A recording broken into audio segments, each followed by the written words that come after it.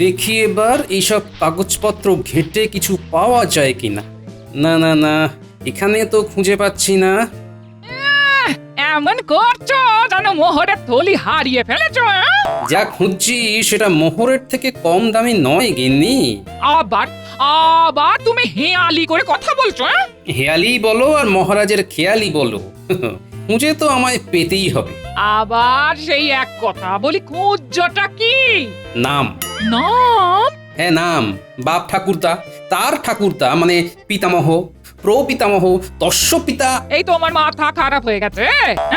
ঠিক ধরেছো, মাথাটাই খারাপ হয়েছে, না হলে ভুলে যাই কি করে? হ্যাঁ কি ভুলে গেলে? ওই যে রামপাল, তস্য পিতা ধর্মপাল, তস্য পিতা ন্যায়পাল, তারপর তারপর নেই? নেই কি বলছো গিন্নি? সবে তো 7 পুরুষ হলো, এখনো আরো 7। দেখি পুরনো কাগজপত্র ঘেঁটে কিছু উদ্ধার করতে পারি কিনা। কিন্তু এদিকে যে সামনে পুজো, সে খেয়াল আছে? সব ছেড়ে দিয়ে তুমি কিনা বসলে 14 পুরুষের নাম উদ্ধারে। হ্যাঁ হ্যাঁ, এই অকালী পুজোর জন্যই তো যত গন্ডগোল। কিসের গন্ডগোল? কেন জানো না? শাস্ত্রের নিয়ম অনুসারে অকালে কোনো পুজো করলে ইষ্ট দেবতা ও প্রয়াত পিতা মাতার প্রতি শ্রদ্ধা জানিয়ে তর্পণ করতে হয়। আহা, তাতে কি হয়েছে? এবারে যে স্বয়ং মহারাজ নড়ে চড়ে বসেছেন, মানে রাজসভার সবাইকে নিয়ে মহারাজ যাবেন তর্পণে? শুধু যাবেনই না, সেখানে একটু এদিক থেকে ওদিক হলেই সব বেটাকে ছেড়ে টানাটানি পড়বে এই গোপালকে নিয়ে। টানবেনই তো, আগ বাড়িয়ে দায়িত্ব নেওয়া তো তোমার স্বভাব। তা বাড়িয়েই বলো আর কমিয়েই বলো, দায়িত্ব যখন আমার ওপর, তখন পিতৃপুরুষের নাম বলতে গিয়ে হেঁচে কেসে একসা হলে আমার কপালে যে দুঃখ আছে গিন্নি।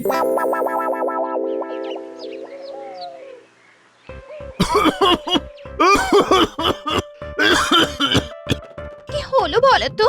কথা নেই, বার্তা নেই, শুধু শুধু শুকনো কাশি শুরু হয়ে গেল। শুধু শুধু নয় গিন্নি, শুধু শুধু নয়।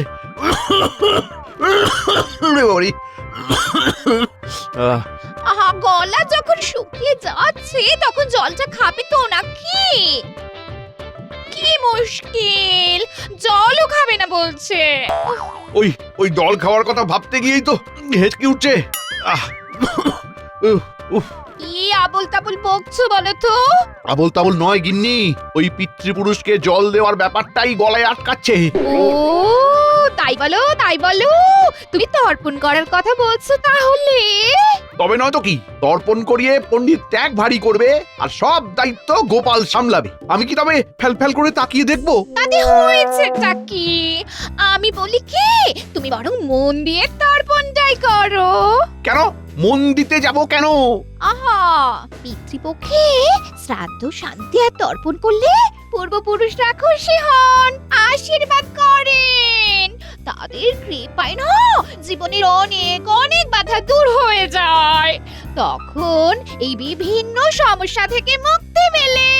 তার আগেই তো দেখছো যত সমস্যা, সবকিছু ঠিক করে সামলে দিলে নাম হবে গোপালের। না না না না না, কোনোভাবেই যদি একটু বেগ দেওয়া যেত তাহলে। তাহলে আর কি, ভাবতে শুরু করে দাও এবার। শুরু নয়, একেবারে শেষ করে দিয়েছি। সে কি, এর মধ্যে আবার শেষও হয়ে গেল? এবার এবার এমন একটা পরিকল্পনা করেছি যাতে সাপও মরবে অথচ লাঠিও ভাঙবে না। তবে তবে তার জন্য এখন নবাবী ভরসা। হ্যাঁ, আর তারপর মহারাজ খাবেন ভ্যাবা চ্যাকা।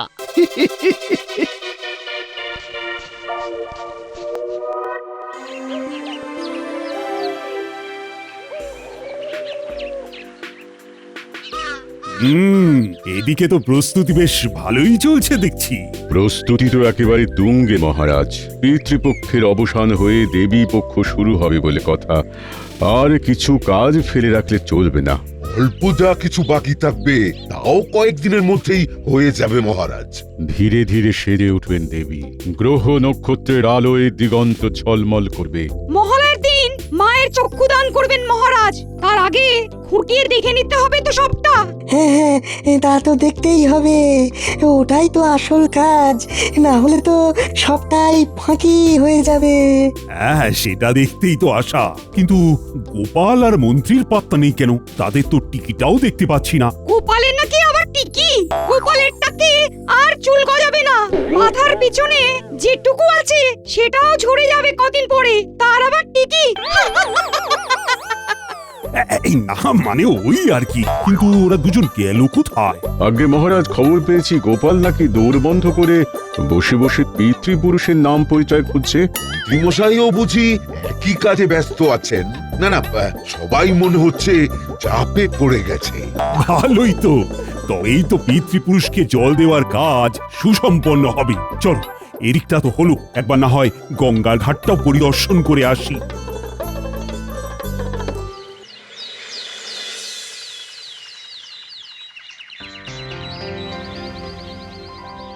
ব্যাপার কি মহারাজ, আজ যেন আপনাকে কেমন থমথমে দেখাচ্ছে? এদিকে যা খবর, তাতে তো মুখে আর হাসি আসছে না। কিন্তু হাসি উড়ে যাওয়ার মতো এমন কি হলো মহারাজ? মনে হচ্ছে কোনো পত্রবান আপনাকে কাবু করেছে। তোমাকে কি এখানেও ভাড়ামি করতে হবে গোপাল? দেখছো তো মহারাজ কোনো কারণে বিচলিত। না না, গোপাল ঠিকই বলেছে, ফরমান এসেছে। তাহলেই সর্বনাশ করেছে। মনে হচ্ছে কৃষ্ণনগরে গঙ্গা তীরে তর্পণ করাটা আর তেমন সহজ হবে না, কারণ নবাবের এই ফরমান। কিন্তু ওতে কি লেখা আছে মহারাজ? কাজের কাজ নাকি শুধুই অকাজ? শুনে আর কাজ কি? মনে হচ্ছে আমাদের মাথায় এবার বাজ পড়বে। নবাব বাহাদুর লিখে পাঠিয়েছেন যে তিনি পুরনো নথি ঘেঁটে দেখেছেন আমার পিতৃপুরুষদের গঙ্গার ঘাটের ইজারা দেওয়া ছিল নবাবের ঠাকুরদা তার ঠাকুরদার আমলে, আর সেই ইজারার মেয়াদ শেষ হয়েছে। তাই তাই তাই তাই ঘাটে গিয়ে আর কাজ নাই। কতকটা তাই নবাব এবার ঘাটে দখল নেবেন।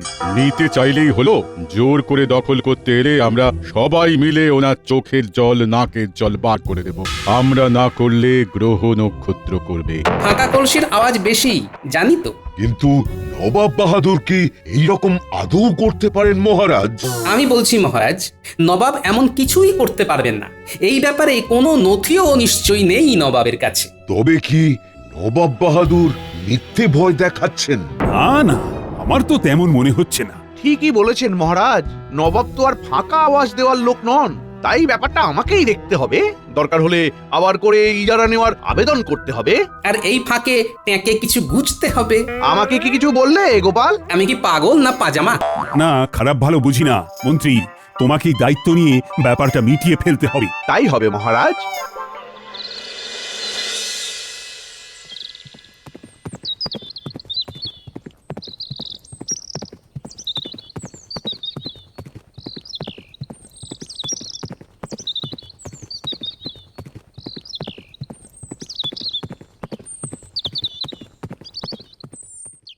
এত কি ভাবছেন জাহাপানা? ভাবছি এর পরের চালটা কি হবে। অত ভাববেন না হুজুর, দেখবেন আপনার এই এক চালে এই মহারাজ কৃষ্ণচন্দ্র একেবারে কাত হয়ে গেছে। বলছো? উজির একদম ঠিক কথাই বলেছে জাহাপানা। আরে মন্ত্রী যে, এসো এসো এসো।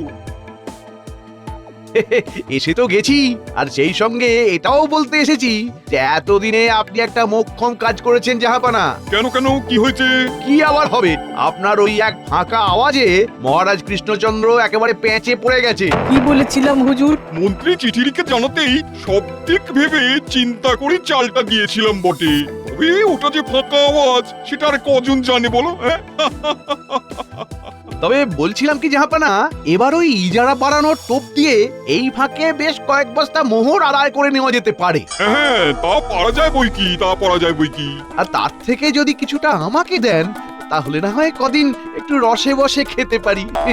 দেবো না কেন, আলবাত দেবো। তুমি তো আমার মাথায় ব্যাপারটা ঢুকিয়েছো, তা তুমি যখন এতটা করেছো তখন কিছুটা না হয় তোমার কথাও ভাববো আমি। ভাবতে ভাবতে রাত পেরিয়ে সকাল না হয়ে যায়। সকাল তো হবেই, আর সেই সকালে গঙ্গার ঘাটের দখল নিতে আমি সশরীরে যাব কৃষ্ণনগরে। কেন জাহাপানা?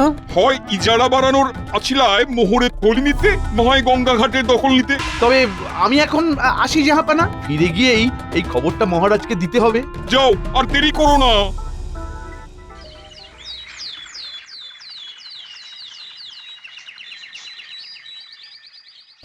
কি কি হলো ইজারার ব্যাপারে মন্ত্রী তো কই এসে কোনো খবর দিল না এখনো। দরদাম করে আসতে মন্ত্রীমশাইয়ের একটু সময় তো লাগবেই মহারাজ।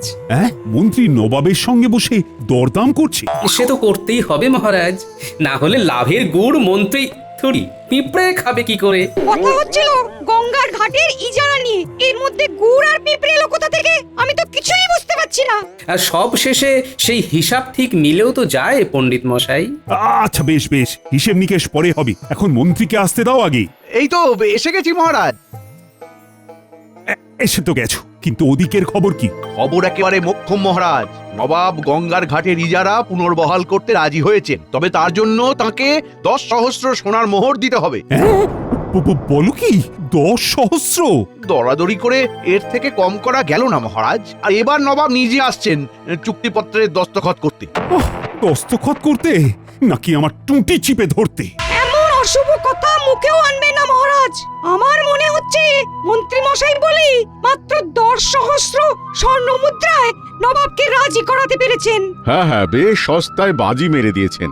শেয়ার বলতে এমন সস্তা যে মহারাজের অবস্থা একেবারে খাস্তা করে দিয়েছেন। আমার তো মনে হয় গোপাল নবাবের কাছে গেলে একটা কানাকড়িও লাগতো না। একটু অন্য রকম ভাবে হয়তো ব্যাপারটা মিটিয়ে নেওয়া যেতে পারত। গোপাল কি জাদু টোনা করতো? কি হলে কি হতো সেই নিয়ে এত কথা কেন হচ্ছে সেটাই তো নং বুঝান্তি। মাথা পাগলং পাগলং। না না, তার থেকে গোপালের কেমন এলেম আছে সেটা দেখে নিলেই হয়। দেখুন না মহারাজ, যত খুশি দেখুন, এ আর এমন কি ব্যাপার। তবে তবে আবার কি? তবে এর জন্য সামান্য কিছু কাঠখড় পোড়াতে হবে, এই যা। সেটা না হয় আমি বিজ্ঞানীর সঙ্গে বসে ঠিক করে নেব। আমি আমি আবার তোমার কোন কাজে লাগবো গোপাল? ও গোপাল যে কখন কি ভাবে কে জানে। যত যাই ভাবো গোপাল চন্দ্র, এবার আর মহারাজ কৃষ্ণচন্দ্রকে বাঁচাতে পারবে না। 10,000 সোনার মোহর গলে গেল বলে।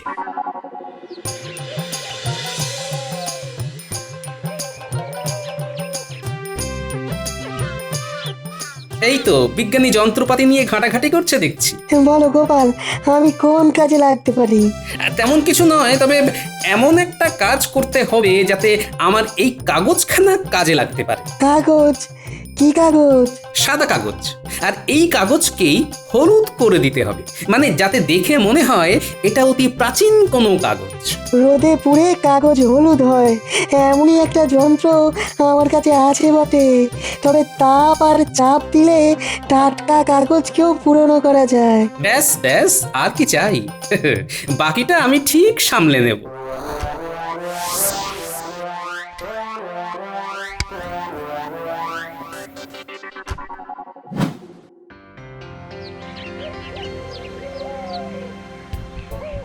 হ্যাঁ, বলি রাজসভা থেকে ফিরতে এত সময় লাগে বুঝি? কাজ কি আমার একটা গিন্নি? একটা কাজ শেষ করেই আরেকটা কাজ ধরি। এ বাড়িতে এসো ধরাধরি করবে বুঝি? ধরাধরি নয় গিন্নি, এবার একেবারে লেখালেখি। লেখালেখি? আর তার জন্য তুমি ঘরে ঢুকতে না ঢুকতে এইভাবে ছড়িয়ে বসে গেলে?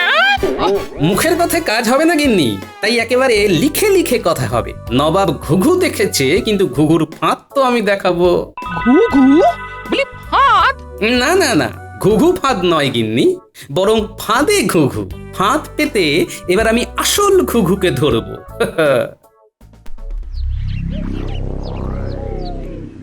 ঘিরে ফেলো, বাঁশ দড়ি যা আছে সব দিয়ে ঘিরে ফেলো। যেমন ইজারা বাড়ায়নি তেমন কৃষ্ণচন্দ্র বুঝুক মজা। না না না না, আমি ছেড়ে কথা বলবো না, একদম না। আহা, কি হয়েছে কি হয়েছে মহারাজ? শান্ত হন, শান্ত। আহা, শান্ত হব? আমি কোথায়? আমি গঙ্গার ঘাটে যাব। নিশ্চয়ই আপনি কোনো দুঃস্বপ্ন দেখছিলেন মহারাজ। দুঃস্বপ্ন? তাই যেন হয় আনি। আমি যে দেখলাম নবাব এসে গঙ্গার ঘাটে দখল নিচ্ছে। কিন্তু আপনি তো ঘুমোচ্ছিলেন মহারাজ, তেমন কিছুই হয়নি। কিন্তু সত্যি যদি তেমন কিছু হয় তবে কি হবে? চিন্তা করবেন না মহারাজ, গোপাল যখন দায়িত্ব নিয়েছে তখন ব্যবস্থা কিছু একটা হবে।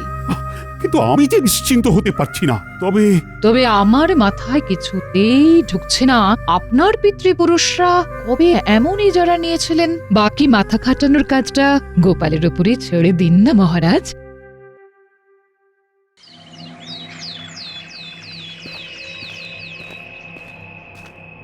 আসুন আসুন নবাব বাহাদুর, আসুন। এসে তো গেছি, এখন আর অত ডাকাডাকি করে কি হবে কৃষ্ণচন্দ্র? আর নবাব যখন এসে গেছেন তখন সহজে ছেড়ে যাবেন না, এটাও জেনে রাখুন। এখন কাজের কথাটা চটপট বলে ফেলো উজির। এই তো ইজারা বাড়ানোর কাগজপত্র একেবারে তৈরি। হাতে হাতেই কাজ হবে। কাগজ মানে চুক্তি? আগেই বলেছিলাম না মহারাজ, নবাব কোনো কাঁচা কাজ করেন না। কৃষ্ণচন্দ্র এতে দস্তখত করে প্রয়োজনীয় অর্থ দিয়ে দিলেই শান্তি। না হলে আমাদের অশান্তি করার জন্য বাধ্য করবেন। আমার লোক লস্কর কিন্তু তৈরি। নবাব বাহাদুর বললেই তারা ঘাটগুলোর দখল নেবে। জানি না, কিন্তু কই এখনো তো। আপনি কি কারোর অপেক্ষা করছেন মহারাজ? হ্যাঁ মানে গোপাল তো কই রাজসভায় এসে পৌঁছলো না এখনো। এই শুভ কাজে গোপালকে আবার কি দরকার মহারাজ? হ্যাঁ, মন্ত্রী মশাই যখন আছেন তখন আর চিন্তা কিসের, উনি একাই তো সব সামলে দেবেন। তবু গোপালের তো এই সময়ে এখানে উপস্থিত থাকার দরকার ছিল। গোপালের ভরসায় না থেকে বরং নবাব যেমন চাইছেন তেমন অর্থ দেওয়ার ব্যবস্থা করুন মহারাজ। কি হলো কৃষ্ণচন্দ্র, তবে কি ধরে নেবো ইজারা বাড়ানোয় তোমার তেমন কোনো আগ্রহ নেই? আমাকে কি তাহলে অন্য ব্যবস্থা নিতে হবে? না তাহলে যে বিপদ বাড়বে। অগত্যা কি আর করা যায়। যাও মন্ত্রী যাও, কোষাগার থেকে প্রয়োজনীয় অর্থ নবাবকে দেওয়ার ব্যবস্থা করুন। ওই অর্থ হাতে পেলেই নবাব ইজারা বৃদ্ধির চুক্তিতে দস্তখত করবেন। ওহ, গোপালটা দেখে দেখে এখনই ডোবালো আমায়। ওর উপর ভরসা করে যে কি ভুলই না করেছিলাম। না, এখন তো দেখছি গোপাল কোনো কাজেরই নয়। তাহলে মহারাজ কৃষ্ণচন্দ্রকে প্যাঁচে ফেলে ভালো মতোই আদায় করা গেল জাহাপানা। তাই তো দেখছি, শুধু কৃষ্ণচন্দ্র নয়, সঙ্গে গোপালকেও কোণঠাসা করা গেছে মনে হচ্ছে। হ্যাঁ, তারও তো কই পাত্তা নেই, ল্যাজ গুটিয়ে পালিয়েছে বোধহয়। তবে আমি পালানোর বান্দা নই জাহাপনা। কই দিন দেখি, এবার আমার ভাগ বুঝিয়ে দিন। ও মন্ত্রী যেন আর তর সয় না। না, এইসব কাজ নগদে নগদে হয়ে যাওয়াই ভালো। কি বলো মন্ত্রী? বিলক্ষণ জাহাপনা, বিলক্ষণ। তাহলে মহারাজ ভালো সময় এসেছি আমরা। এই যে এদিকে কেমন দেওয়া নেওয়া চলছে দেখুন। তাই তো দেখছি মন্ত্রী নবাবের সঙ্গে হাত মিলিয়েছে। মহারাজ আপনি? গোপাল তুমি? না আমরা ভূত নয়, একেবারে জ্যান্ত। আসলে কি হলে কি হতে পারে সেটা তো আগে থেকে জানা ছিল, তাই যথাসময় আসতে কোনো অসুবিধে হয়নি। সে যাই হোক, গঙ্গার ঘাটে ইজারা বাড়ানোর মোহর যখন হাতে এসে গেছে তখন কোনো কিছুতেই আর কিছু হবে না। তাই বুঝি, কিন্তু এখনো তো হওয়ার অনেক কিছু আছে জাহাপনা। বাকি আছে? রসিকতা হচ্ছে আমার সঙ্গে? রসিকতা আমি নয়, করছেন তো আপনি। কারণ আসলে তো এইসব ঘাট মোগল সম্রাটের সম্পত্তি, তাই আদৌ যদি কোনো ইজারা থাকে তবে তা শেষ হয়ে যাওয়ার পরে আপনি এর দখল নিলেও সম্রাট খবর পেলে কি হবে ভেবে দেখেছেন? কি হবে? সম্রাট যে শুধু আপনাকে এখান থেকে উৎখাত করবেন তাই নয়, মুর্শিদাবাদের ঘাটগুলোর দখল নেবেন। আর মোগল সম্রাটকে জানানোর এই কাজ করবেন স্বয়ং মহারাজ কৃষ্ণচন্দ্র। গোপাল আবার কি কল খাটালো জাহাপানা? শুধু কল নয়, একেবারে জাঁতা কল। এই যে এখানে লেখা আছে। ওটা কি? বলছি জাহাপনা, আপনি ইজারা শেষ হওয়ার কথা বলাতে আমিও পুরনো নথি ঘেটে ঘুটে এসব বের করেছি। পুরনো নথি? কই আগে দেখিনি তো। অনেক পুরনো নথি। কিন্তু ওতে আছেটা কি? ওই যে মোগল সম্রাটের বয়ান, কৃষ্ণনগর স্থিত গঙ্গার ঘাট মোগল সম্পত্তি। কৃষ্ণনগরের মহারাজ রাজা কৃষ্ণচন্দ্রকে তার এবং তার প্রজাদের কল্যাণার্থে ব্যবহার করতে দেওয়া হলো। যদি কেউ এই গঙ্গার ঘাট আমার অনুমতি ছাড়া দখল করতে আসে তাহলে তার স্থাবর অস্থাবর সমস্ত সম্পত্তি দখল করা হবে। তাই কেউ যদি এই ঘাট দখল করার চেষ্টা করেন তাহলে যত নষ্টের গোড়া তাহলে এই মন্ত্রী। আমি আবার কি করলাম? তুমি তো গন্ডগোলটা পাকিয়েছো, আগ বাড়িয়ে খবর পাঠিয়েছো ঘাটের দখল নিয়ে মোহর হাতাবার। একটু হলেই আমার স্থাবর অস্থাবর সকল সম্পত্তি হাওয়া হয়ে যাচ্ছিল। কি তলায় তলায় তুমি এতটা ঘট পাকিয়েছ মন্ত্রী? দাঁড়াও, তোমার ব্যবস্থা হচ্ছে। এই ক্ষমা ক্ষমা করে দিন মহারাজ, ক্ষমা করে দিন। না না না না না, এই মোহর টোহর আমার কিছুই লাগবে না, যেমন চলছে তেমন চলুক, শুধু খবরটা যেন মোগল সম্রাটদের কানে না যায়। চলো চলো উজির চলো। এখনই যাবেন কোথায়? যখন এসেই পড়েছেন তখন আগামীকাল তো মহালয়া, ততক্ষণ না হয় থেকে যান। তারপর এক অন্যরকম দান দেখবেন। আবার কি দান? মহারাজ দেবী দুর্গার চক্ষু দান করবেন, সেটা নিজের চোখে দেখবেন না? না না না না, সেসব পরে হবে, সেসব পরে হবে। এখন এখন এখান থেকে যেতে পারলে বাঁচি। নবাব তো একেবারে লেজ তুলে পালালেন গোপাল, কিন্তু তুমি এসব করলে কি করে? আমি তো নবাবের দেখানো পথেই হেঁটেছি। তবে ওই যে কথায় বলে না, বাবারও বাবা থাকে, তাই মোগল সম্রাটের বানানো থুরি ওই বিজ্ঞানীর সহযোগিতায় আমার হাতে বানানো চুক্তিপত্র দেখিয়ে নবাবকে ঘায়েল করেছি মহারাজ। বলিহারি বুদ্ধি বটে তোমার। আমার কি হবে মহারাজ? তোমার এখন হয়েছে কি? মহালয়ার সময়ে মহা বিপর্যয় টেনে আনছিলে তুমি, তাই তোমার নিস্তার নেই। তাহলে আবার কি? সারা রাত জেগে গঙ্গার ঘাট পরিষ্কার করবে তুমি। কত বড় ঘাট আমি একা সাফ করব? মরে যাব, মরে যাব মহারাজ, মরে যাব। আমার কথা একটু ভাবুন মহারাজ, আমার কথা একটু ভাবুন।